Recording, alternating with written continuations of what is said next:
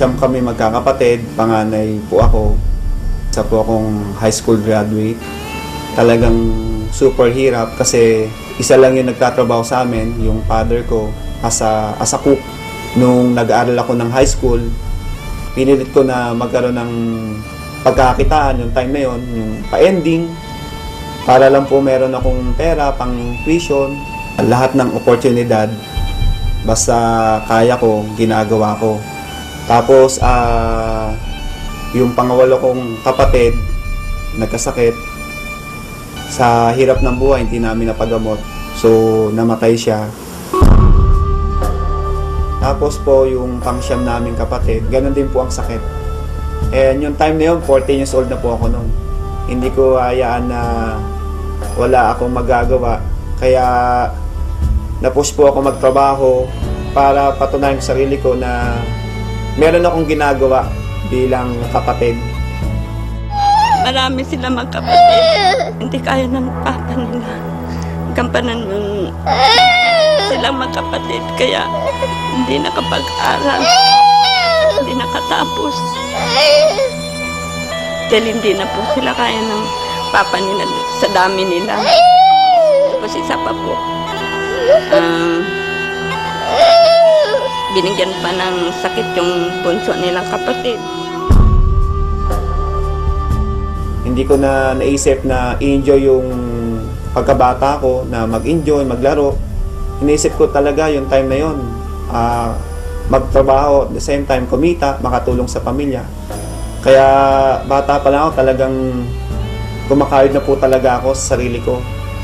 Nagtrabaho ko bilang as a construction worker. Yung tipong kahit sinabi nung aking foreman na kaya ko na ba magtrabaho, sabi ko kaya ko, kahit di ko pa kaya, hindi ko pa na-experience na magbuhat. So talagang yung sipag nandun eh. Pero yung pagyaman, hindi ko talaga pwedeng makuha doon, ang lit ng income. Kaya nanalangin ako na sana merong opportunity na pwede pa akong kumita na mas malaki. At the same time, pwede kong makuha yung wala po ako. Thankful po ako kasi merong oportunidad ng Royal Business Club na isang katulad ko, posible na magtagumpay sa buhay, na yung nakukuha ng mga professional na magkaroon ng magandang buhay, pwede sa Royal. Ito po ang magbibigay sa akin ng chance na pwede kong maabot yung mga pangarap ko sa buhay.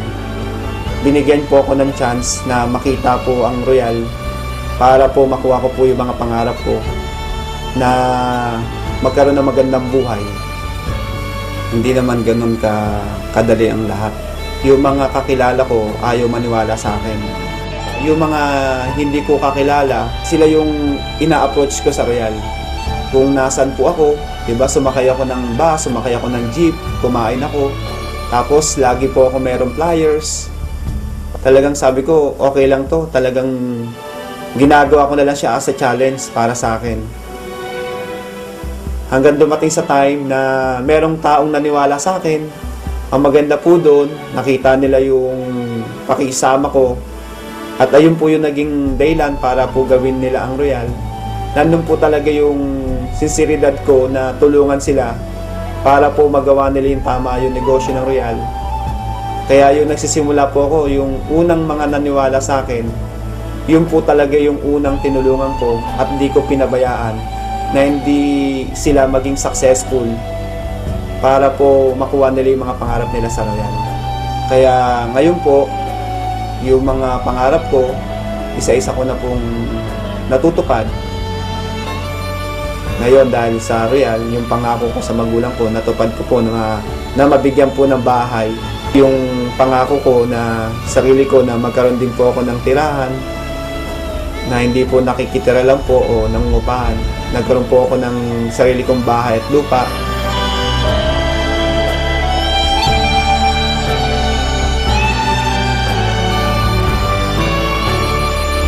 Dati, ang higaan ko, papat, kawayan.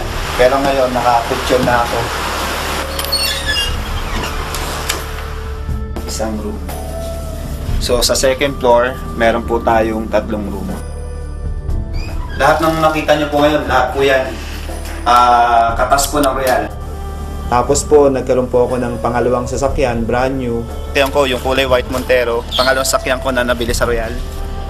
Tapos po, after 5 years, hindi ko po ito pinangarap. Pero sabi nga sa Royal hindi po bawal managinip.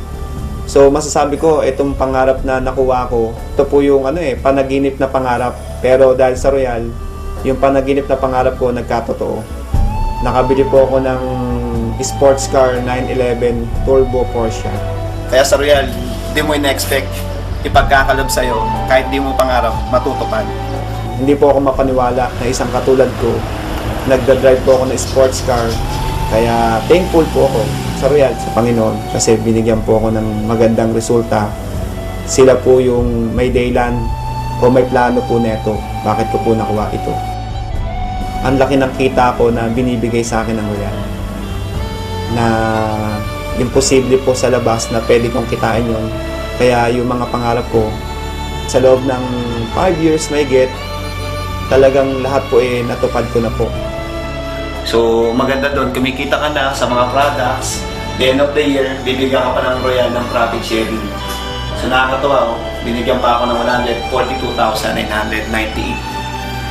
Yeah, tapos ito po yung mga ticket ko sa Europe.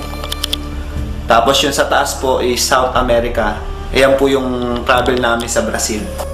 Ngayon lang po nangyari sa buhay ko to na makapunta na iba't ibang bansa. Hindi po para magtrabaho, para lang po magbakasyon at sightseeing, mag-enjoy. Papunta na kami Barcelona! Okay ba? First time makapunta sa Madrid. Discover Madrid. Pantay-pantay sa Royal na kahit high school graduate lang po ako, pwede kang maging top earner. Noong 2009, overall, naging top 1 po tayo. And 2010, naging top 1 uli. And 2011, naging top 1. Ako din po yung unang-unang na-recognize po na Chairman Circle. At ako rin po yung kauna-unahan din po na nakapasok din po sa Movers and Shakers. We know today that it is Mr. Arnel Salazar who made it first in the Movers and Shakers circuit. Para sa lahat, at lalo na sa mga katulad ko rin, tuloy lang kayo sa ginagawa natin sa Royal. Pagsipagan lang natin kasi naniniwala ko na sa Royal Business Club na po tayo. Ito na po yung right vehicle. Darating po yung time, magugulat na lang po kayo, nandyan na lahat po yung pangarap natin. Sa lahat ng ginagawa natin, sa lahat ng paghihirap na ito, bandang dulo, expect nyo, meron din pong naghihintay na magandang resulta.